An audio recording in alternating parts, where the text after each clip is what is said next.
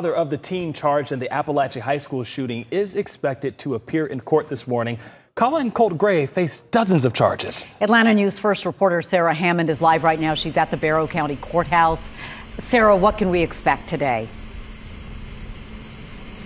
Well, Colin Gray is going to be in court this morning at 9 o'clock. And between Colin and his 14-year-old son, Colt, they face more than 80 counts, including felony murder and second-degree murder in this case. Police say Colin Gray gave his son the gun allegedly used in the shooting that left 4 people dead for Christmas. The GBI said Colt would frequently ask his father for accessories for his rifle, including a laser sight, a tactical vest, ammunition, and a mask, most of which investigators say Colt used in that school shooting.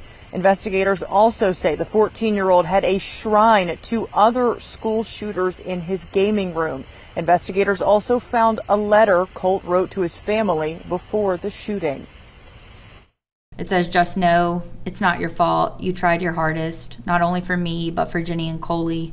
Forgive me. As for what I've done, it's out of my control. Know that I love y'all. See ya."